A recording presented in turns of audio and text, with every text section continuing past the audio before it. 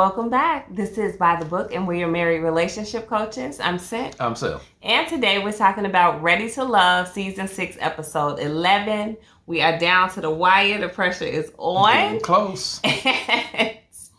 Dang, did Sampson pull Alonzo or Shareese today? What was that? It was borderline. I thought that woman could bring out the worst in a man, baby. I thought her daddy was going to raise up out his chair and start snapping on. Oh, God. Anyway, guys, like I said, we're getting down to the wire. Tommy meets with the ladies, and we're down to 5. Shareese is saying she still needs Sampson to open up. She wants to meet with him and see if she can get him to be vulnerable. Kayla is saying Randall is still overwhelmed in terms of like conversations that she has with him, and she's not getting any clear answers. To which obviously Jamala is happy to jump in and be like, I don't have that same issue. You just got to put in the work. Yeah. I mean, okay, whatever. Yeah. Go ahead. Throw your little hate across the room. Nobody saw it. Yeah. So yeah, right. So Kayla's over there with the eye roll, but I mean, she's in a predicament. She's everybody's side piece. So what is she gonna do? Yeah. Anyway, this is the episode where they meet with the families. So they kick it off with Brandy meeting with Mike and her parents. Yeah. And I think they're like at her house or apartment and, you know, having wine together. He's talking about his concern about her being a flight attendant. But that's like the really only thing that I think he expressed as being a concern of his, which has been a concern of his all along. Yeah. Just like, when is she going to be home? Like, what is that scheduling looking like? But I mean, I think they have to put it in action in order for him to see it, because she's like, that's not a problem. Like, I can schedule off. I can fly you out. Like, it's not an issue. So maybe he just had to say something. So that was what he clung to. Yeah, I think it could be an actual thing. You think? Yeah. You know, in order for a lot of people to have a relationship, you have to be there and be there consistently. Yeah. And so a long distance or a frequent long distance as someone that has to fly around the country a lot, it could have some issues. Yeah. And I can see that being pretty much valid on that. And for her, I mean, to be honest, she doesn't know necessarily what it takes. Her parents even pointed out, again, as we've heard before, she's never been in a real relationship. Yeah. So maybe she thinks it's going to be easier than what it's going to be. And he has a more realistic viewpoint of it. I don't know. But I like her. I've always liked her, like from the beginning, because she's like no drama. Yeah. But it is a huge red flag to never have been in a relationship and be 35 years old. That's kind of crazy to me. It is. It's a one. Hey, that to not have had a serious relationship, especially the way we do things nowadays. By the time you're 35. I gotta ask the question: how? Like, what why? you been doing? Yeah, exactly. You know, so right, you gotta explain that you've been in jail. Like, what's going on? You know, have you been the side pieces all the way to 35? Yeah. I mean, what you know, one night stands? I mean, what were you doing? Yeah, those questions probably should have came up. So we move on to Kadian and Swayze, which is a couple, if you want to call it, that makes me cringe. Neither one of them should still be there. Swayze is very non-committal. I think he's used to just finessing women and saying whatever little he can say and skate by on. Yeah. And Kadian's really not having it. I commend her for that. For as much as I can't stand her for just generally how she is, I do like that she holds his feet to the fire. You know, she's trying to get him to give her real answers. Yeah. She's not going to just let him finesse her like that. So I can appreciate that. But what she has to understand is that he's not committed to her either. So he's going to keep skirting around, and that's how they're going to run into conflict each and every time she tries to confront him on an issue. Yeah. This is what's happening. So he meets with her and her godmother saying, oh, well, I want to be able to better communicate with her. No, you don't. You want to communicate with her as little as possible for you to be able to clap them cheeks. That's what I think it is. Right? I mean, let's just call a spade a spade. Yeah. Well, you know what? As far as him, you know, financing or whatever that is, I don't see that with him. I see someone that's being just very evasive, being very vague, and hoping that whoever he's talking to is just going to fill in the blanks for him and just give him the benefit of the doubt. But you know what? Once you get past a certain age, that's not going to fly. And so, yeah, you can probably get through your 20s, probably, with that. But as you get into your 30s, mid-30s, women are a lot more savvy. They start wanting to hear some things from you, some things of substance. And unfortunately, this man has no substance. And that's what she's asking him. She's trying to ask him, why just me? Why are you only interested in me in this process? And to be fair, I think it's by process of elimination, honestly. Yeah. Nobody else is checking for Swayze, so it doesn't really matter. Yeah. Anybody who else would have been checking for him has already been kicked off. So, there's only you left, Katie, and that's why just you. But she wants to hear, some words of affirmation, like you're this and you're that. Yeah. And he just said, I like who she is. That's what he tells her godmother. Yeah. Like, you haven't said anything, nothing of substance. He didn't say anything, and she's just trying to have a conversation with him. And she's keeping her cool. For someone who likes to fly off the handle, she was keeping her cool, even though he wasn't giving her anything throughout this conversation. Yeah. As a matter of fact, she even throws out a really good line to him. So, if you were ready to have sex, we would have sex, right? And he's just like, yeah, we're ready to have sex. We're jumping ahead, but yeah, she did say that. Yeah. So we move on to Jamala and Randall, and he meets with her mom and sister. I feel like this should be super easy for him. And it seemed like it pretty much was. He didn't have really any hard questions to field. And the questions that would have been hard coming from her dad came out of her mom's purse because dad wasn't actually there. He does want to know how she deals with conflict. He asked her mother that question directly, which her mother responded, well, she loves hard. And I guess that's her way of saying, yeah, she's going to act a little crazy if she thinks that, she's being threatened by Kayla per se, she's going to act out of character. But I think that, again, that stems from the whole issue that he had with her when they went on the little group trip and how she responded to the little threat of Kayla coming in the room. Yeah. So I really think that's his only real issue with her. And he seemed to smooth sail through that family visit. We'll get to the other one in a minute. So we move on to Sampson and Shareese. And Shareese has the meeting with her dad. This was a whole situation. So I felt like Sampson looked like he didn't even want to be there in the first place.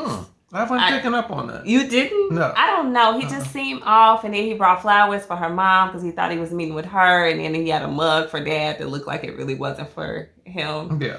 I don't know. It was a situation. But he, again, this is another one who's very smooth. He's used to that finesse type behavior where he can tell women what he wants them to believe, and they believe it.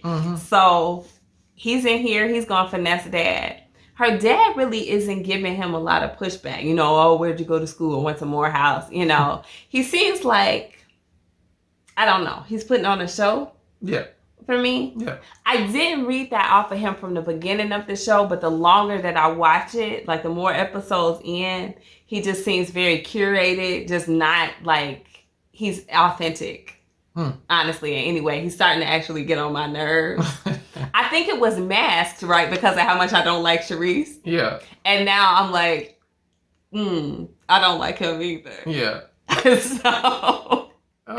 He said, he presents as a older, smooth. Right. And he's never been married. He's just been, the same question we just asked about Brandy, we can ask about him. What have you been doing? Yeah, this is true. And her dad knows it. He's like, so you've been having fun. Yeah. Because her dad, reform player, right? I don't know if he's a reform player. Well, he said he was married and, older, wiser. Well, at least that's what Shareese said about him. I don't know. That was kind of like an original player from the Himalaya. And then here he is with Sampson, who's probably still playing himself. So it was kind of like an old player meeting an older player. Yeah, well, he didn't really dig with him, though. I would have thought that, Shareese did. She seemed disappointed that her dad wasn't, grilling him or something. So you're just going to give me away that easily? She wanted him to be feet to the fire. Now I want you to say, what do you like about me? Yeah. And when that question was posed, he's just like, oh, well, she's got strong family values. And she didn't want to hear that. Yeah. She didn't want to hear that at all. I know you thought that wasn't a bad answer. I didn't think it was. But no. I know she wanted to hear something about herself. But she ain't got that many good qualities, so people don't have much to say about her. Mm-hmm. So I kind of like thought it was. I thought if you're looking for someone that you want to settle down with, and you're looking past the exterior, and you're looking for those type of characteristics of a person that makes a family, yeah, I thought that was pretty decent. I thought that was a good answer, but it didn't work out so well for her though. Yeah, I mean, she wasn't feeling it. I think she hasn't gotten any affirmations from him about her character, you know. And I think there's good reason why. Like, nobody really there likes her that much, so neither does he. Yeah, right. I think you're right. I think they both are really just kind of hanging on to each other. Because they're keeping each other in the game. Yeah. So, you know, privately, when Shareese gets her dad alone, he's saying, he kind of saying the right things, but reminds him of himself. Yeah. Back when he was a player, not right now. Okay. But, you know, overall the essence was like, hey, proceed with caution. So she didn't really get anything valuable, I think, out of that meeting. Because she already knew that. Well, she already knew that. I think she just wanted some confirmation before she actually, you know, kind of. Yeah. So we move on to Kayla and her two interests, who she plays the role of side piece to. And Kayla needs like a Hail Mary. She needs something to happen for her right here, right now. Because this is it, right? You know, she doesn't know who to like throw her energy into because she knows she's playing second fiddle with both of them. Yeah. Randall meets with her dad. I love Kayla's dad. He's like the MVP of this whole episode, right? Yeah. He is no nonsense. He's not breaking a smile if he feels like it's an intense question that he wants you to answer. And he really didn't let Randall off the hook. Randall is sweating. My man is like, where the paper towels? He wasn't even drinking, I don't think. Mike sat down with them. He's drinking Pinot Grigio. Yeah. Like, he's no sweat. Yeah. But Randall is in the pressure cooker. He knows it. Dad is like, remember when he asked him, can I trust you with her? And he's like, well, I'm trustworthy. He's like, no, you can't answer the question like that. Yeah. You can't answer the question using the same word. Like, no. Yeah. And I'm glad, you know, Dad can't just let anything slide. Yeah. And he definitely called him out too with you know, well, what do you like in her? And what you said, I only heard her ability to speak up. That was all he said. Mm-hmm. So, and then he followed that up, Randall did, by saying, you know, when we're having a conversation, I mainly just listen. Like, she just talks. So, like, you're not even engaging with her. Mm-hmm. So that was interesting. And then to follow that up with the meeting with Mike and her. Mike was being a little bit gamey, if you will, you know. Yeah. I think they gave Mike a little bit more of a slide because Mike is older. I think it's how he presents. He presents, but he's still older. And I think that her dad and her mom gave him a little bit more of a slide because he's closer to their ages. I mean, so I think it was just... Now, I would have treated that the exact opposite. Yeah. If my 30-year-old daughter is bringing home a 42-year-old man... I'm grilling him. Yeah. Right? Like, I'm not comfortable. And he's not only a 42-year-old man, but a 42-year-old man with 3 children. Yeah. My daughter has no children. No. You bringing a lot into this situation. I don't think, you know, I would not have done that. I think it's his presentation alone. Yeah. He seemed to win Mom over quick. Yeah. She was like, you know, well, if you coming into the family, and he's like, I don't mind coming. You know, he's just smooth. He's just a smooth talking type guy. But older. And he's more comfortable in his skin. Mm-hmm. He's more confident. And so I think the contrast was very stunning. Because here is Randall is kind of like a boy going up against a man. And it was just like, it was really easy, I think, for them to kind of like draw that. Yeah. Well, I don't think that she got that Hail Mary that she needed. Mm. I don't think anything changed, even though Mike did say in front of her parents he wouldn't change anything about her when they asked that question, but that his other interests he would change something with. Mm. I think that Kayla took that, you know, and ran with it. She's like, you know, well, hopefully that means that he may choose me. No, baby. Don't get your hopes up. Don't hold your breath. None of that. Like, he's still not going to... If he chooses her, my jaw will hit the floor. Yeah. It's not Honestly. gonna happen. Like, it's just not after he's been spending nights with Brandy. And she knows it. She was in the same doggone house. And I don't forget, remind me when we get to the end, when they're kind of doing their deliberations, to bring up another point about that. So Kadian and Swayze, they have another meetup. She's still trying to get this man to open up, and he's just not going to do it. They're bumping heads left and right. And at this point, I'm like, maybe they're going to eliminate Swayze. That would be cool. You know, honestly, I thought so. So she was asking him something simple like, what's romantic to you? He can't answer these questions. She can't ask him anything that he will give a straight answer to. And he's like, well, I thought that, you know, it was too early to be talking about this type of stuff. That's just smooth talk, you know?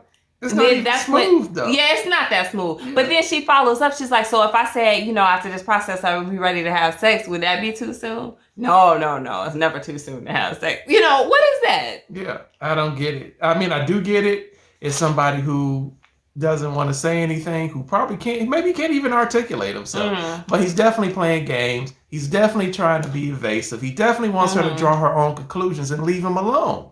And so I really don't know how he made it to this very position in this season. Because he's that fun guy. Like, remember when the season first started, I was like, now Swayze seems like a cool person to just hang with, like kick it with. Nobody you'd ever want to date, but just like a cool dude. That's what he is. So now somebody's trying to like be serious with him. He can't do it. He's full of jokes. He gives me 21 and 22-year-old vibes. Yeah, he's 33. And so it's time to grow up. It's way past time to grow up. You know, fun guy does not make husband guy or even boyfriend guy. Fun guy is just fun guy. Leave him in his 21-year-old mindset and find somebody and she's else. older than him too. So that's also going to always present a problem because he's still like way back there and she's way beyond. But you know what? I'm not a big Kadian fan, but I got to give her some applause because I think just about any other woman would have went in on it. I mean, because that conversation was cringy. It was hard to look at. Every time they have a conversation, though, it's uncomfortable. Yeah. Even when there's people around. It's just like, why do y'all think y'all are matched? Exactly. Like, what is this? Exactly. So that wraps up the meetings with the family. They move on to their meeting with Tommy, kind of break down what's going on. Kadian is still not getting any answers. She wants to have a plan, you know, like, when are we going to get married, have babies, do this and do that. Swayze doesn't give any answers to that. I was happy that Tommy kind of chimed in with some advice like, hey, you know, you should get these answers. It was kind of sad. Shareese started crying. I was kind of surprised about that. Her situation with Sampson, obviously, she didn't get the answers that she was looking for. She's saying that he doesn't show her the attention that she wants. I think, again, what she really means is like, I'm not being affirmed. And everybody took the chance at that moment to like chime in and say... Or Sampson told me, blah, blah, blah. Now, as far as what Kadian said, he called me up or texted me up and said, like, I'm interested in you. I wouldn't believe one word that came out of that woman's mouth. Like, she's shady as ever. But Brandy, I believe her. You know, and he did have, you know, interest in more people than Shareese. It's just that they're either gone now or it's Brandy and she's obviously very much taken by Mike. So... he doesn't have any options but Shareese. So I think they really sealed the deal for her. Her feelings were really hurt to know that he's not letting anybody know, like, this is my number one. Because she's not. Because she's not.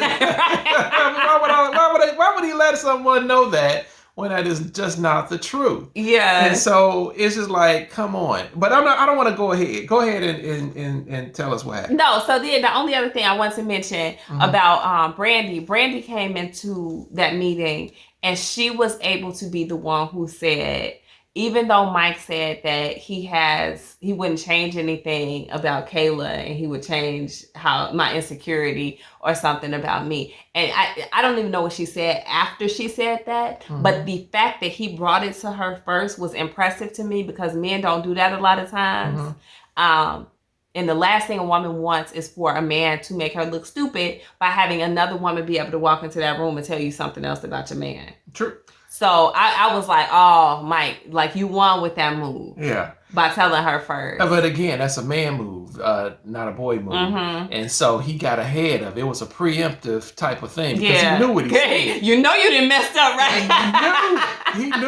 He knew when she was going to walk into that whole situation, it was going to come up. So he had to get ahead of it and say, this is what I said. Right. And this is the reason why I said it. And so she walked into it, maybe not liking it, but still, she knew, that's all she needed. Because if Kayla had walked into that meeting and been able to say, well, he told me and my parents that he didn't have any issues with me, but this is what was wrong with her. Yeah, she would have hit the ceiling. Yes. She may not have done it right there, but it would have been an issue between them. Yes. That's for sure. But you also see who Mike is willing to protect too. Yes. Absolutely. You know, because he's hey, I got to be upfront. I got to tell you exactly what happened, and this is why I said it, and X, Y, and Z. You can huff and puff if you want to, but I'm just letting you know, right up front, because I care about you.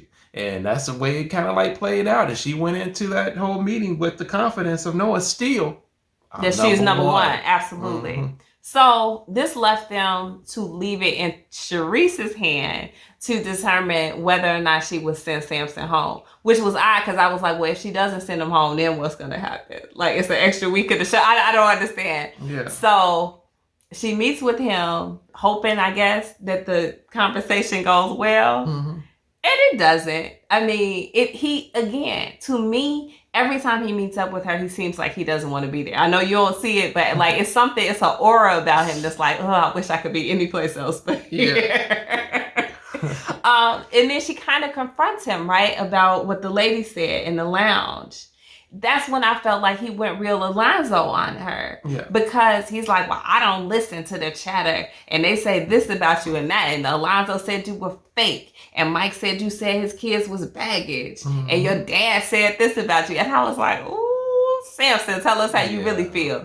But he's been wanting to say that. Yeah. You know what I'm saying? He's been having those feelings about her. He's just been holding it in. Now that he feels that rejection is coming, then he's going to just let it loose. Not many people can handle rejection well. And we saw quite a few people not handle rejection well this season.